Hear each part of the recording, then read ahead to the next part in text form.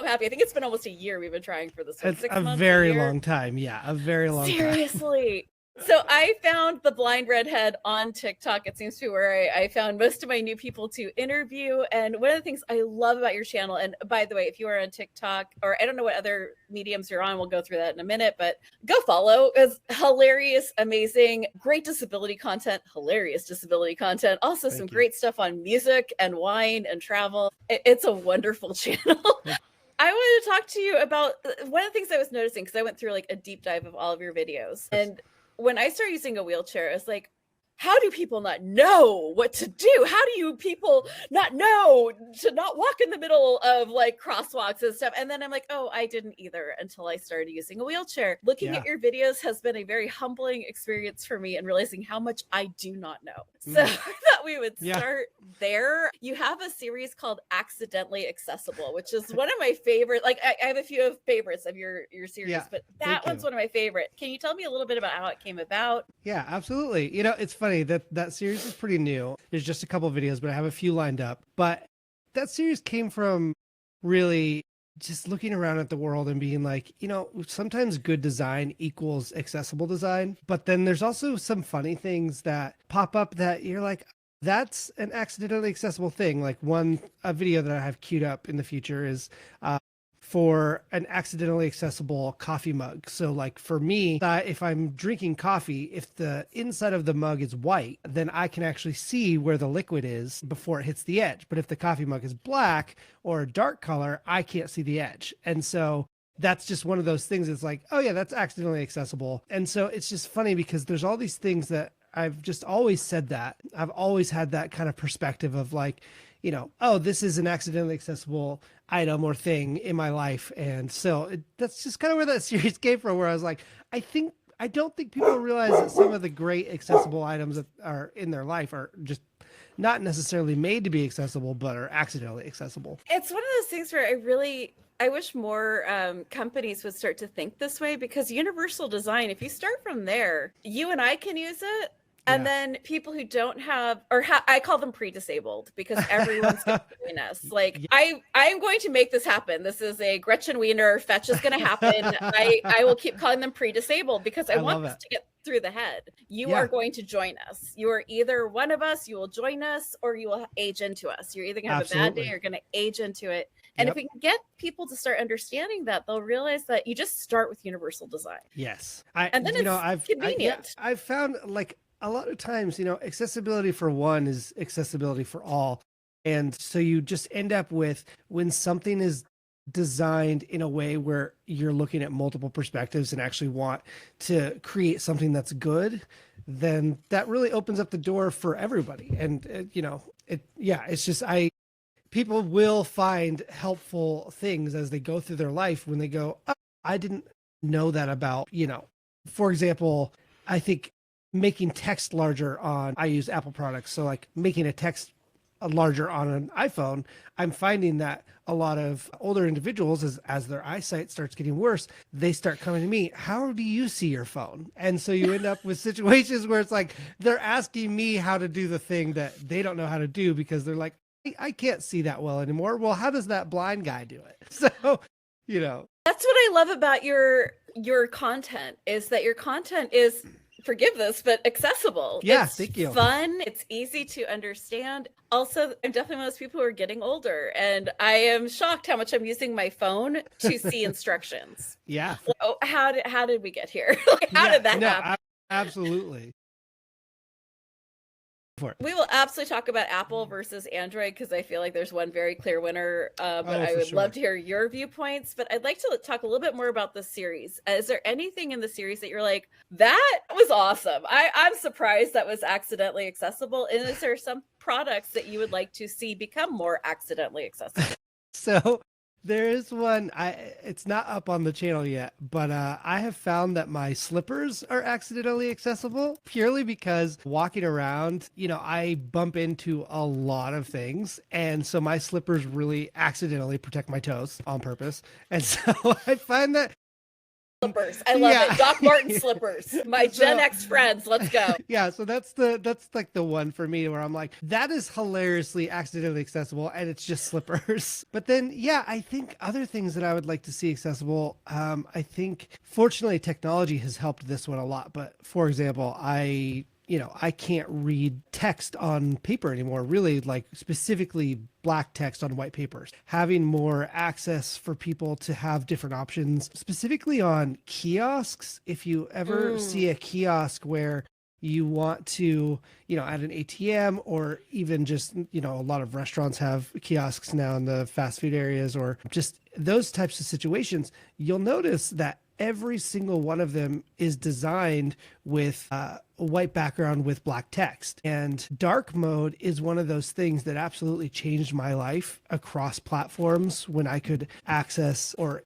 implement dark modes. And so I think the funny thing is sitting there going, I understand that a lot of people use the default white background with black text. And that actually, for some people, might be the better choice. But for me, it's not necessarily the best choice. So finding more dark mode options out in the real world would be a very helpful adjustment. However, I will say there are other accessibility features that I then end up tapping into because of the lack of dark mode, like voiceover on different devices or machines. How do you feel about the voiceover? Like, is that something that is like, you're like, there's could be some improvements here, people. It's a necessary evil, but there could be some improvements. I have been, I am definitely in a situation where I'm not having to use voiceover on a regular basis, but, it definitely needs some work. Sometimes, I've had situations where you are able to, specifically as a blind low vision individual, you're able to work the muscle of being able to listen to things really, really fast. And so sometimes you'll hear blind low vision people listening to something on their phone, and the average person might be like, how in the world are you understanding what you're listening to? But like any other muscle, that's what it is you're flexing that muscle. So you have a lot of people who are utilizing voiceover in the way where it's like, it works for them. But oh my goodness, sometimes like I feel like technology specifically is too far adapted for us to be sitting here with the same type of robotic voiceover voices, specifically in the default accessibility systems. And also there was one time I was trying to access a voiceover system. I couldn't even get through the how-to of the voiceover system because it was so complicated and I couldn't get to the next step. And it was like, press this button. And then I just find myself like completely just touching everything on the screen. And then I just got frustrated. And fortunately I have a sighted person in my life. And so I was like, can you help me, please? Like, I love my independence, but I also recognize that this wasn't made for me or really anybody. So will you just help me, please? So yeah, voiceover needs a lot of work. One of the things I love, we could talk Apple too. One of the things I noticed immediately as I'm an Apple girl, like I've been since they started, I am that old. And I remember the first Apples yes, not the first actual apples. I was not there for that. But, gray hair is here. One of the things that I loved is recently, I think the last time I got an iPad, when I opened it up and I started it, it talked to me. It started with it instantly started talking me through each of the things. So I didn't even have to if I was someone with sight disturbance, I wouldn't have even had to start looking up how to. They were already starting with this. And I'm like, absolutely. This is, thank you. Mean, there's definitely issues with Apple as a company. Believe me, I get it. But the thing about being disabled is I feel like we are the ultimate test case for harm reduction. I hate generative AI with every fiber of my being. Do I have to use it sometimes? Yeah, I do. Yep. And that's just kind of how stuff has to go. And I feel like we're always doing the harm reduction of yes, Amazon sucks. Can I drive? No. So no. Yep. Yeah, I know. It's always that balance, right? Of figuring out there is that. I love that term, harm reduction. It's such a good term. And there is that balance though. Seriously. And especially in where we're going, where I'm like, are we boiling all the lakes with artificial intelligence? Probably. Giving everyone cancer. Yeah. Is every company deciding that this is what we have to do and use now? And you're like, I guess. And so there's that line, and I will say as that is also the pull too, because you're like, okay, I have this great I have this technology where you have generative AI where you're like, okay, are we stealing art from artists? Absolutely we are. Like the internet is being scraped from artificial intelligence. And then on the other side of the spectrum, you do end up having a lot of artificial intelligence that is making things more accessible in technology for a lot of people. And there was no way I was ever going to be able to sit there and type out captions. yeah, But I have to oh my use that goodness. for the podcast. Like, Way back when I was in when I started film school, one of our classes was we just had to sit there and use something called live type, and it was literally oh God, you would yes, just transcribe it. And the transcriptions were varying accuracy, Yeah, but always entertaining. Yeah, gosh, yeah. It was like playing a game of telephone with a computer. It was impossible. It's the stuff I remember from this world. Yes. Yeah. I want to just take a little bit of a step back because we didn't discuss what you have. And I think that, like, when we say disability, everyone's like, oh, a wheelchair, this. And, when it comes to blindness, like, I was very surprised when my friend got macular degeneration on the varying degrees of sight disturbances. If you feel comfortable, like, what is it that you are working with, and what are some of the things that might surprise people about your sort of everyday life or your prognosis is? Yeah, absolutely. Because you have like two that are not usual together, right? Yes, like, and I just revealed that on my channel, which I will go into a deep dive eventually here on the channel. But yeah, so I have two eye diseases. One is inherited, called retinitis pigmentosa, which basically over time, mine is a non-aggressive version. So over time it depletes the peripheral vision. And then I have another eye disease that's very rare in general, and even more rare. There's actually very few, if not any, actual documented cases of these two diseases existing together. So the other one is called Coates disease. Well, congratulations. I know. I literally, well done, sir. I remember being at a doctor's appointment and telling them, yeah, I have these two eye diseases. And they're like, okay, we'll see. And then he looks in my eyes and he goes, well, congratulations. You're literally 1 in a million, if not a billion. We all want to be special. But yeah, Coates disease kind of disrupts the center vision of the eye. So I have a disease that does the peripherals and a disease that does the center. And so fortunately, I have had probably 60 to 70% of my vision for a lot of my life. But over the last few years, my right eye kind of took a dive and Coates disease resurfaced. And I probably have about 20%, maybe 15% of vision left in that eye, and maybe about 40 to 50% of vision left in my left eye. So I can function. A lot of times I can function without a cane. I do bring my lovely sighted person along with everywhere we go. And so your emotional support person. Yes. And, a lot of times I don't even have to use a cane with her because we have hand signals so as we're walking, there's a hand signal for a curb, there's a hand signal for a stop, there's a hand signal for a go. So we, and people just think we're holding hands, but really we have an entire communication system that's happening that people don't even recognize. That is downright romantic. That is the sweetest, most romantic accessibility hack I have ever heard. I love that. Romantic accessibility might be a next series. Yeah. Tell me that would be a great for like book talk. Like, tell me that would not be a great title for like a new romantic book talk. I'm into it. But so we don't even have to put the demon boyfriends in. We could just have it be like a sweet one. Yeah, like, right. I love that. But yeah, so I do have a lot of vision, and I grew up with I have some vision, but I grew up with a lot more vision than I have now. So it was really interesting growing up, having a lot of the same kind of accessibility issues that I have now, except they're just a little worse now. Like, for example, in school, growing up, I didn't necessarily have, I didn't necessarily have like a screen reader, or, oh my gosh, what are those things called? They're like projectors. Oh my gosh, I should know the name of these. I used one like twice, but they basically project. They're a little projector that you have a screen next to you, and then it's projecting what's on the board. CTV, I think it might be called a CTV, but I digress. But I used to have to, while in school, I'd always have to sit in the front row of a classroom just to get as close as I possibly could. After class, I would have to go up to the board and like sit on the floor or hold my pencil on the chalkboard and like be writing on the chalkboard of what the notes I was supposed to have, or borrow notes from other people. But again, white paper with black text wasn't always my friend. And so I think with my eye disease, fortunately, I weirdly enough, as my vision got worse, I was like, oh, I'm still blind. Like a lot of the things that I do, I'm still blind. And so the adjustment period was not as significant as someone who might have had full sight in the beginning of their life, and then as they get older, they start losing sight. So it's not hasn't been as big of an adjustment for me specifically. But yeah, so I do have some vision, and I so appreciative of that vision. I literally do a grateful exercise every day where I'm like, I'm thankful for the vision that I have.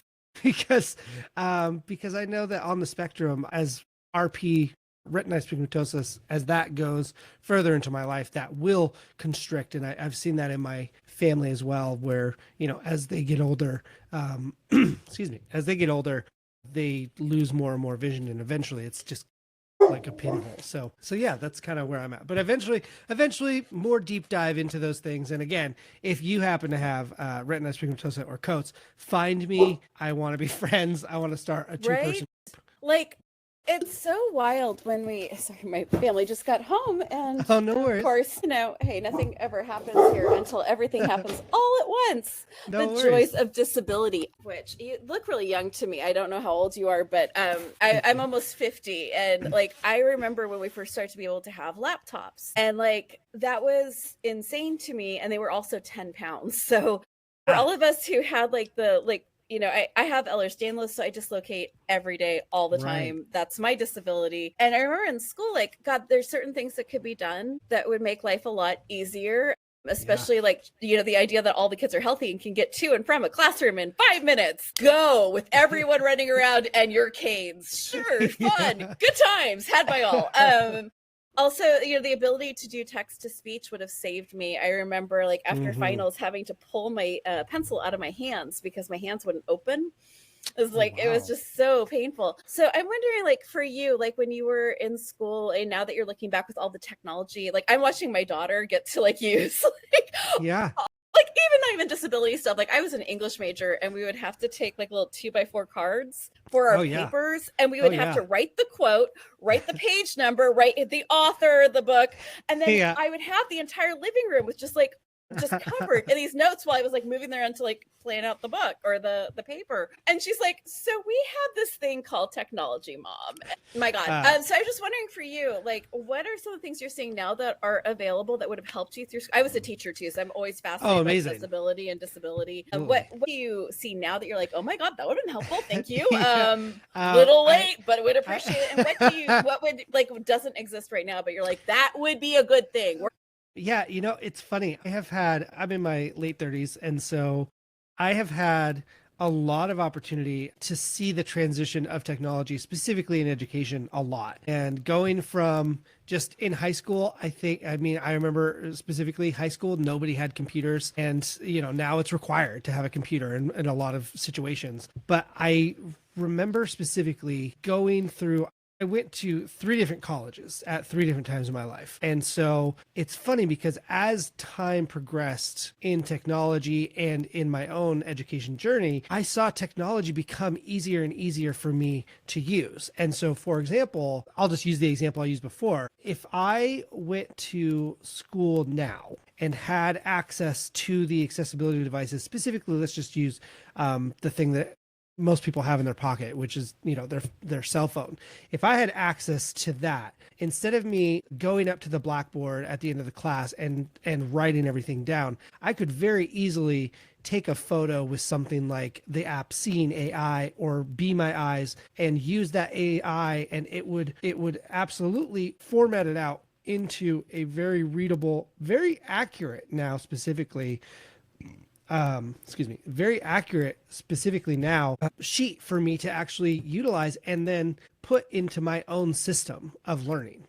So, and that's just one example. I have been the kid who in school, I had the magnifier glass, I had a little round one that I would carry around with me. And I know the moment. It was 2009 and I got my first Mac computer.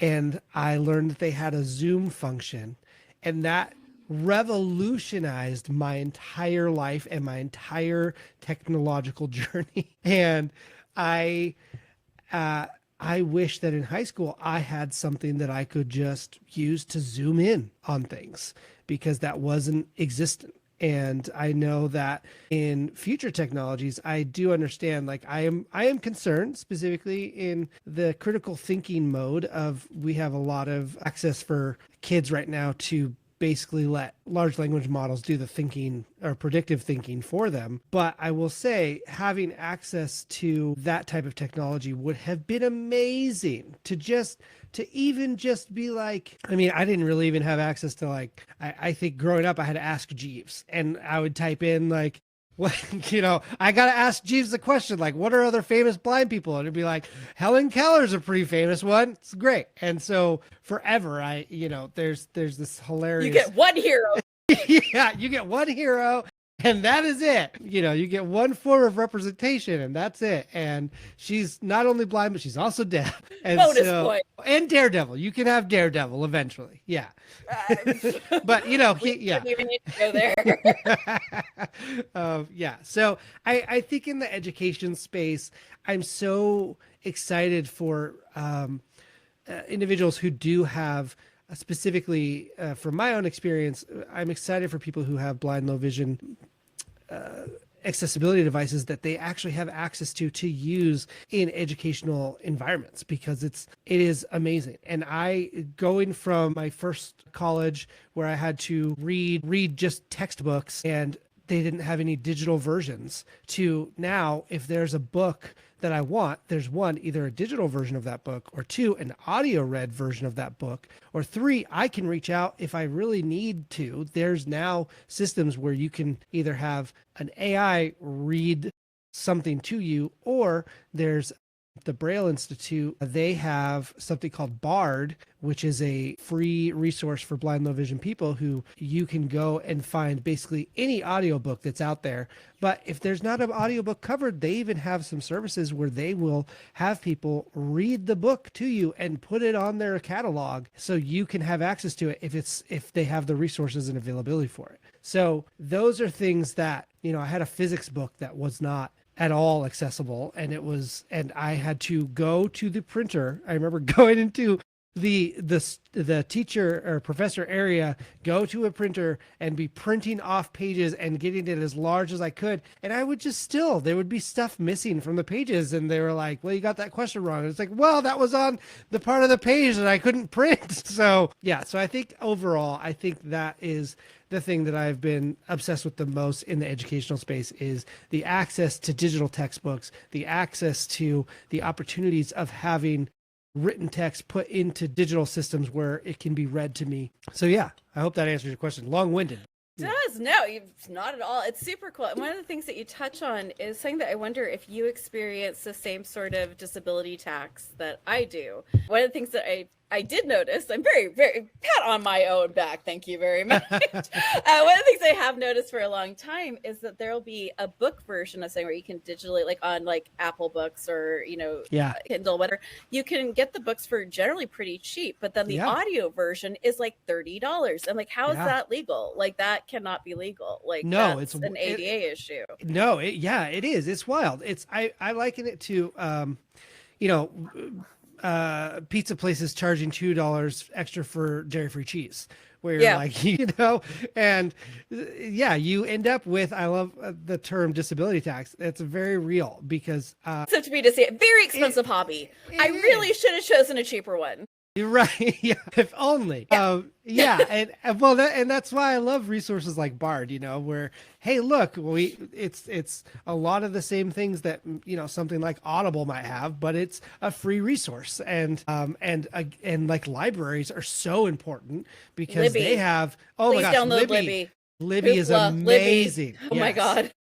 Libby, Hoopla, Canopy. Mm-hmm. Those are all resources that are just absolutely incredible and give. Free Audible, everyone. Just grab it. Yeah, it is. And it's absolutely incredible. I love it.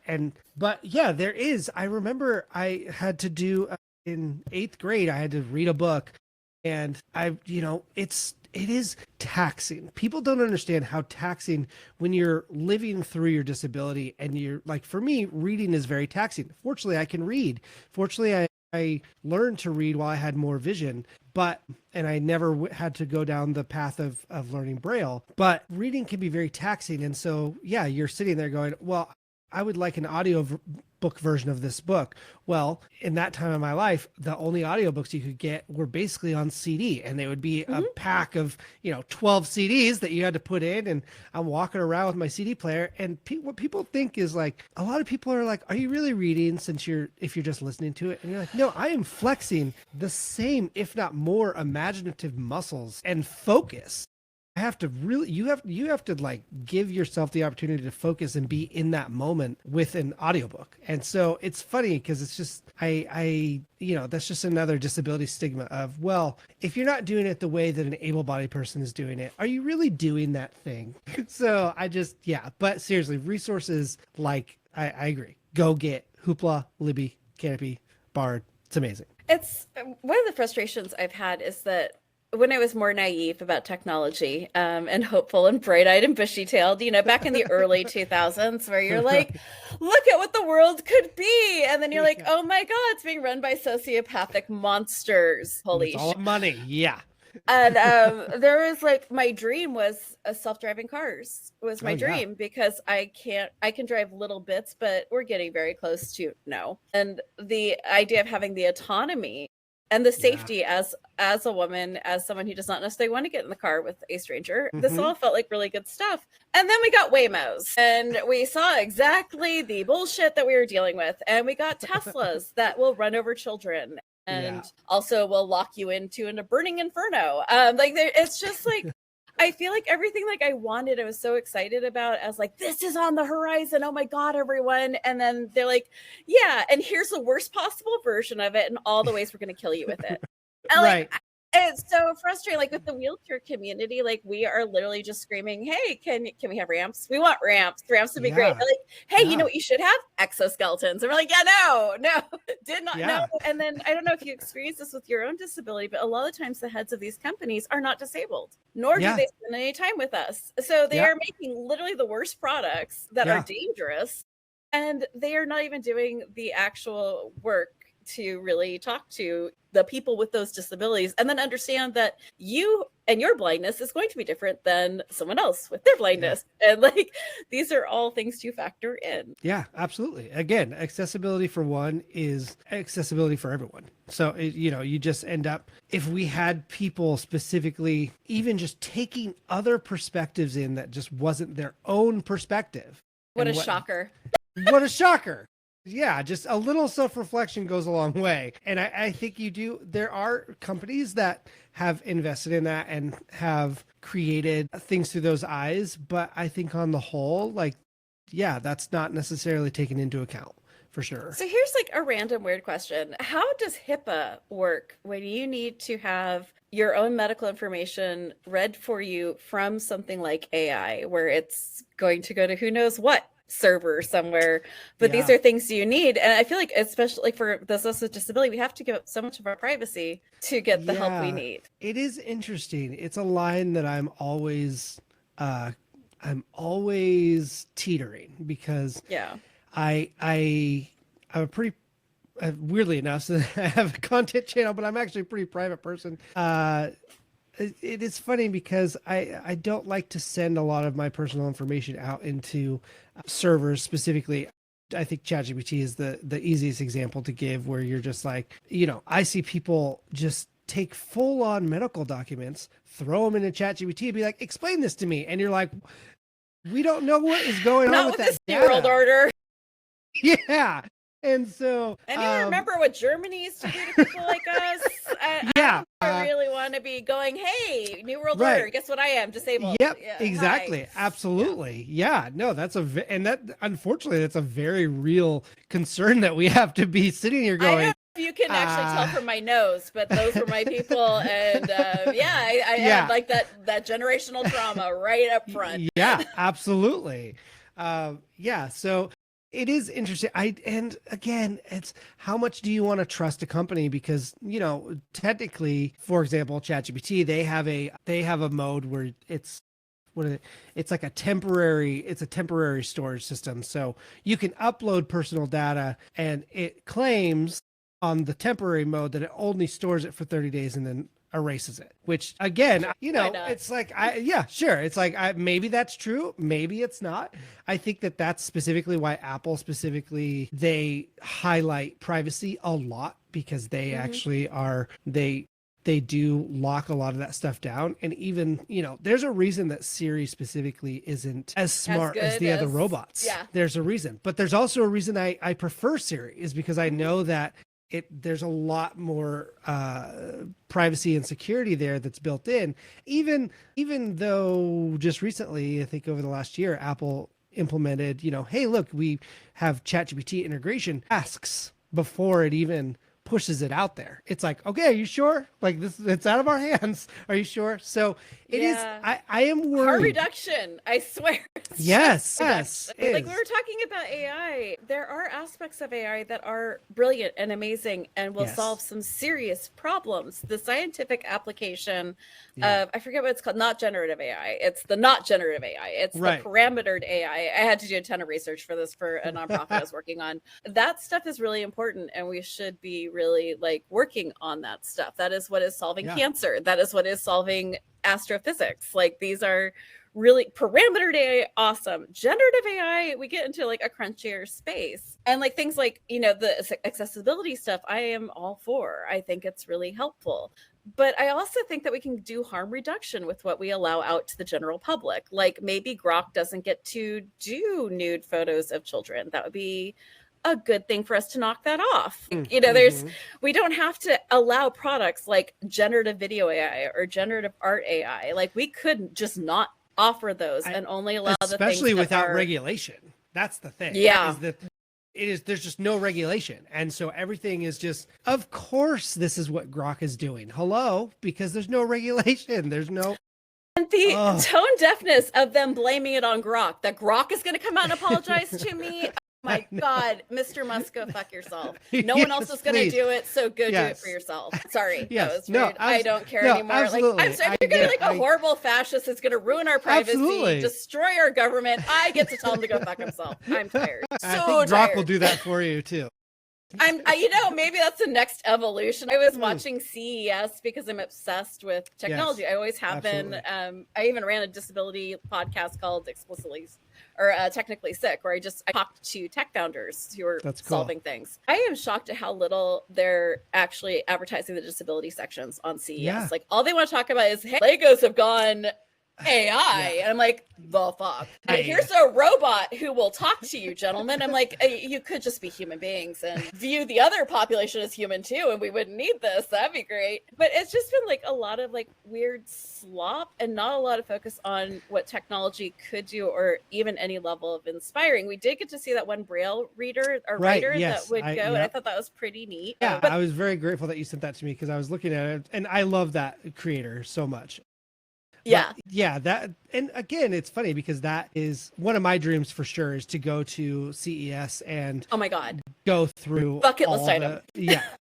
Seriously, and just go through and find all the accessibility and assistive tech and really be an advocate for that. But yeah, it is interesting where, disability isn't cool, like in CES, a lot of the stuff that they push out is like cool things. And so it makes sense to me that, a lot of the accessibility or assistive technology or disability tech that is out there isn't necessarily being pushed to the forefront, even though it's pretty significant technology opportunities for people.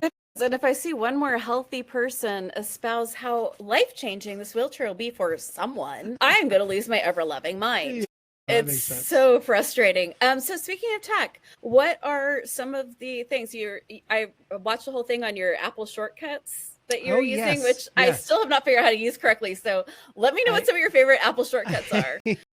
And why Apple versus Android? Yeah, I posted the video about the shortcuts, and then I got a huge response from people saying, yeah, I want to learn how to do that. And then honestly, it's filmed. I just literally have to edit it together. And I am going to make that Yay! a priority to get that, because it is, I realized I was like, oh, this is actually kind of complicated to set up. And so I'm going to actually set up a situation where I have a Substack, and I'll post the shortcuts. You can just download on Substack and you don't have to make it, but you can just use it. But I think shortcuts are one of the greatest implementations that I've found specifically in the digital world. I used to use a program called IFT. I don't know if you've heard of that.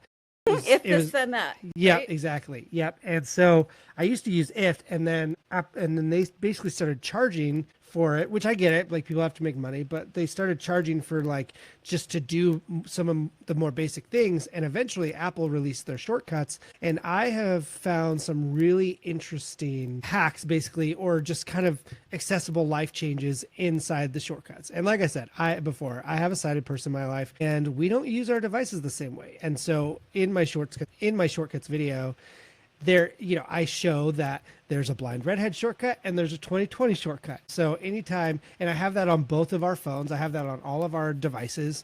And so anytime I'm like, hey, she'll be like, can I use your phone for a sec? Sure. I'll push the 2020 button for her, or she'll push it herself. And vice versa. And it's just a beautiful thing where it's like, oh, look, this is us coexisting, and it's great.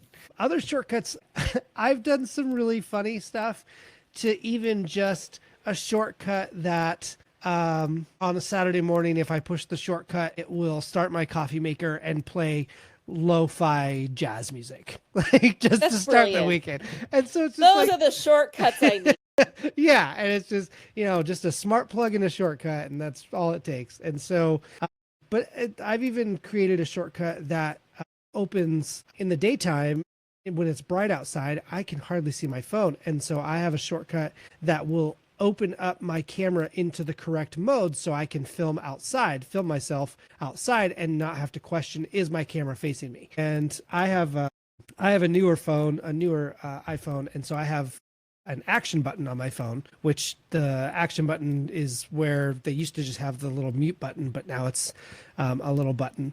And so you can click that and actually set a shortcut to activate when you click that action button. So I have my action button set to do different things at different times of the day. So at night, I might have it set to turn on lights, or, like, specifically, if I'm going to the, in the middle of the night, going to the bathroom, I click my little action button and it lights a path for me as I go downstairs. Or, I'll have a situation where I will want to, like I said, when it's light outside, I'll click my little action button instead of trying to find my shortcut, click my action button, and the camera pops up and it's going. And so there's just little things like that that create the feeling of independence and access. And at the end of the day, I have been an Apple fanboy for a very long time. And the thing that sealed the deal for me for Apple versus any other platform. Now, don't get me wrong, other platforms have slowly created a lot of accessibility features, but Apple, for me, at least for my needs, was first. And in 2009, or 2008, that's when I got my first iPhone, and my life was absolutely flipped upside down. All of a sudden, I had access to a magnifier glass that was on my phone, that I could zoom in with the camera. I had access to a zoom functionality to read things a little easier. And then as technology life has just continued to grow and get better, they have put a lot of accessibility at the forefront. Sometimes it's better than others. I think the most recent update, specifically with Apple, they have a liquid glass. I have to turn off a lot of the liquid glass stuff just to make it a functional space for me to live in, because as pretty as the glass is, it is not a very accessible face. But there's also, with Apple specifically, they have just embedded the idea of good design. And with good design, there's accessibility. And that accessibility lives very openly in the Apple ecosystem. And the most important thing I'm going to say is that it is represented in every single one of their devices. I have a video out there of me trying on an Apple Vision Pro, and that I would love to own an Apple Vision Pro, but $3,500 is really steep for that product. So if you're listening to Apple, one, I would like to try one out. And two, please lower the price to an accessible price point. But overall, when I tried the demo, it was amazing because the way that the Apple Vision Pro works is you have to do a bunch of eye tests because it follows your eyes. But once you kind of get through that, if you're capable, I was fortunate to be capable of doing that eye test. But I did have to have a lot of extra instruction by the fantastic Apple employees who they were like, okay, look to your bottom right. That's where the dot's going to be. Okay, look there. Yep, you're looking at it because they have a screen that they can see what you're looking at. So they're like, yep, you're looking at it. Okay, hold there. Okay, now go to the bottom left. Okay, yep, you're looking at it. Hold there. And then once you're past that test, what was absolutely incredible is the augmented reality where you can see the world in real time, basically real time. But then all of a sudden having access to using my hands to either zoom or using the crown on the headphones to zoom. And I was like, oh my gosh, I can use this device and all of the functionality that is in the accessibility side of all the products, whether it be an iPhone, a Mac, an iPad, whatever, it looked the same. All of those things looked the same. I could activate dark mode via a Siri command. I could activate larger text and honestly, if I had shortcuts and I was signed into my account, my shortcut would be there. Boom, click the blind redhead shortcut. All of a sudden, that entire ecosystem is exactly how I like it on my devices. So that is why I choose Apple versus other ecosystems, is because a lot of the ecosystems that are out there are either not blended together well, or they're just not as familiar to me. So I choose the Apple ecosystem.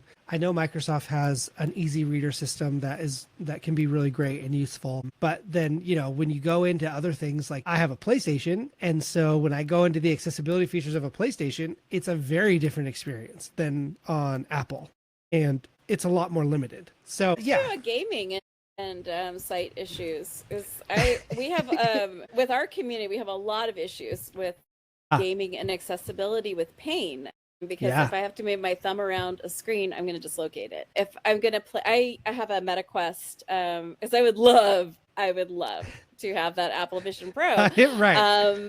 I am on a disability income. That is not saying it's going to happen. While the MetaQuest is a much better product, and it's a better product. Yeah. Its functionality and usability is so difficult to figure out. And that's where Apple always excels, is intuitive design. You can pretty much hand it to a 5-year-old or an 80-year-old with very little instruction and they'll get it. The MetaQuest, I've had this thing for like 4 years. I still don't know how to use most of it. And then we're always like talking to the game developers, like, hey, you have these colored balls that you're supposed to hit. It'd be nice if they didn't blend into the background. There's people who have color blindness that this is an issue for. There's, people who are in wheelchairs where we can't stand up. So could you have a way for us to be able to sit or lay down and play this game? Is that possible? So we're always like talking to them about how to develop better. What are you seeing for accessibility for blindness, and what are you hoping they'll bring forward? Oh my gosh, there's such a lack. I love everything that you said. There's such a lack of accessibility in gaming. And I freak out whenever there's a game that I get to play and experience it in a way where I'm like, this was made with accessibility forward thinking, while also maintaining a lot of the mechanics that other people just enjoy. When I had more vision, I used to love playing sports games. Like NBA 2K or Madden. I used to love playing those games just because it was just an easy, just one-off, whatever. And I can't really play those. I can't play any of the basketball games very much anymore because it blows my eyes out. It's really hard to see. And so it gets frustrating. But I will say, I got Spider-Man 2. The Spider-Man franchise games are absolutely unashamedly the best accessibility that I've ever experienced in a video game. And I know that there's some other games out there that claim accessibility that I have not had the chance to try. But Spider-Man, it was the first game in years that I actually was able to play through the entirety of the game with just utilizing accessibility features. One of the easiest things that people could do in gaming. All right. It's so easy, and Spider-Man does it so well. Is if I press down on one of the analog stick controllers. It takes my camera and it points me in the it takes my camera and it points me in the direction that I'm supposed to be going. And that is the best accessibility feature I've ever experienced. Because that's a lot of times I'm like, I don't know where I'm supposed to go. Here, let me look at that tiny little map in the bottom corner. Let me get my face up to the map, or let me give the controller to my sighted person and say, hey, can you get me to this place? And so I didn't have to do that. And so it was this really organic experience with the game where I was like, so it's a choice. Games can do this. They can do it. They can not only be accessible for blind low vision, like just because you put audio description in a game doesn't make your game accessible. Don't get me wrong, it's helpful and it's great, but that's also like audio description a lot of times is just for the cutscenes. And so there's a lot of there's a lot of games out there that are just like there's a game I want to play so bad, it's called Baldur's Gate. Yeah. But it's incredibly inaccessible. Things small. Nothing's easy. And so it's just like fortunately, I'm not a super competitive person and I enjoy watching other people play games.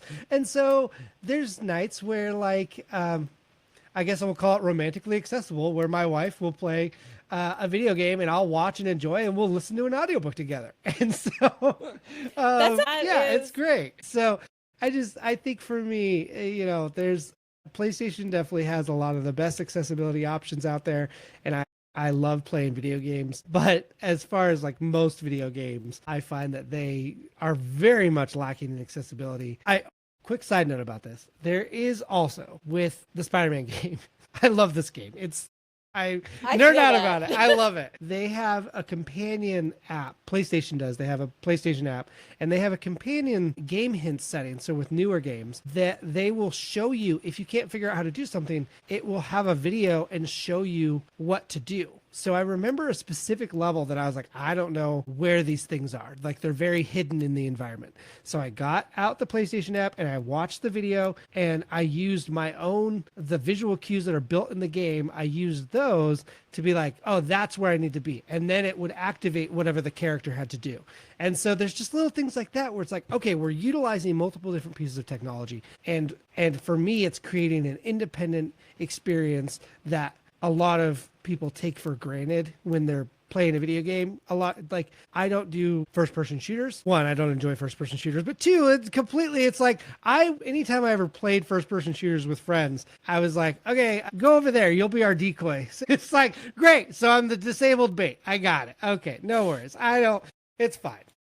You don't have to run fast. You just have to run faster than the slowest person in your group. Right. Exactly. And that was always my role. So yeah. Have you heard of Notes on Blindness? I don't think so. It's a MetaQuest experience where you get to experience the world as someone with visual disturbance. Interesting. It's supposed to be absolutely incredible. I have not played it yet, but it's supposed to be a phenomenal experience to help people understand, and in a way that is interesting. They have a whole bunch of experiences like that. Like they have the driving while black one where you experience going through a sundown town, which is it's basically using virtual reality to create empathy, because I was a psychology, like I majored in literature but also psychology, and one of the only ways we can build empathy in people is through reading books. But this is a new thing where you can actually experience someone else's body and actually like move through the world in a different body. And I'm like, this is such an interesting tool. Like, I want to go back and get my PhD in like psychology, but with absolutely should. I love that for you. I was this close. I actually applied to Scotland for their chronic pain psychology program, and I'm not healthy enough. So someone else is going to have to pick that one up. One thing I wanted to talk to you about is like we're almost at an hour, and I want to be mindful of your time because I will kidnap you. Right, I know. Bad at that. I get lonely and bored, and like you're mine now. Yeah. Blind Talk. I'm curious, as I'm not a part of that community, but I'm curious if you get help from it, if it's a mixed bag. I know with the chronic pain community, it can be life-saving, sanity-saving, and it can also make you question people. People, why? Yeah, absolutely. I was just curious if it's the same thing over there. No, absolutely. Yeah, thank you for that question. I think Blind Talk is one of the reasons I specifically on TikTok decided to really jump into the creator side, because I think I've seen a lot of positivity in that community, and there's a lot of my growth on my channel specifically has been very slow but very organic. And so, and again, I'm not out there, I'm not trying to be a huge celebrity. I'm trying to create empathetic moments for people and understand my side of the world. And I think the Blind Talk community, there are really some people out there that I have found to be a wonderful part of this community, and people that seem almost inaccessible become accessible because they are willing and, you know, on that side of the community. Now I will also say there's a lot of hurt people on that side too, and I would assume on just kind of everywhere there's hurt people. And so I think that something that was very eye-opening to me in the community was there's a lot of people that are out there when they comment on something or they want to feel heard or seen, there's a lot of hurt there that I definitely feel for them, where they will be like, oh, I can't do this because of this. And that is what the world tells you. You are correct. You are a disabled person that can't do the thing that an able-bodied person can do. And I think that a lot of the, specifically on Blind Talk, a lot of that community has really shown me that there's been a lot more good than negative. But but again, it can be a mixed bag depending on where you're at in that day or in that time. And so, yeah, it's a beautiful community. I really love it. But I try to expand, you know, out from, as you know, like out from just accessibility content, highlighting music as well. And I've found that there's a lot of love in the music community as well via Music Talk. And yeah, it's a beautiful community. I do love it, but it can be a mixed bag for sure. But I have met some great people on the TikTok side, and that is, TikTok makes it so easy for communities to find each other. It's unlike anything in social that I've ever seen. And I've worked in social media for a very long time, and this is one of the first times that I've really seen a social platform open up opportunities for communities to really connect and find each other. It's been so frustrating to watch its downfall because it has become my favorite app for meeting people and building community, and then getting a violent extremism strike against me for going, hey, why are you selling that symbol as a necklace and then sending it to everyone's FYP? I thought we agreed that symbol from the 1940s on was a bad idea. And I got a violent extremism strike. I'm like, that is wild. Cool. Yeah, and then like all of us creators will go from like, you get like 1,000 views or, you know, however many like views, and then the next week you're like, I couldn't even break 20. Like what? It's just the algorithm dance. Before we go, I always have one question I always ask, and it's thanks to Tim Ferriss. It's anything under $100 that you bought that you were like, yep, that was worth it. Doesn't have to be disability. It's just anything $100. You're like, you know what? That was such a worth it purchase. Let's see. Anything under $100. I think that's a good question. Okay. I am an audio nerd, and I think the thing that I have bought under $100, it is $80, and it is a little shotgun microphone that I can just pop into my phone's USB-C socket, and it sounds phenomenal. It makes things sound great, and it's just like amazing. I love it. Yeah, it's like a Rode Video Mic ME USB-C, so it's very affordable. Do you have a favorite headphone? Like, are you an AirPods person? Yeah, I have several pairs of headphones just because my noise canceling. What's your favorite noise canceling headphone? Noise canceling are probably the ones that I'm wearing now, which are these are the Bose QC headphones, where they are just really lightweight. They're Bluetooth. They also offer a wire. You can get them refurbished for like $180, and they're phenomenal. I love buying refurbished products. I actually hate buying products new most of the time, and so refurbished products are the ones that I absolutely love. I cannot thank you enough for your time. So glad that you were so patient with us getting this all around and together. Great. Come back. I would love to come back. And then if you don't mind, I would just love to make a little plug for my podcast that just came out. Okay? You have a podcast? Yay! Yeah. For you.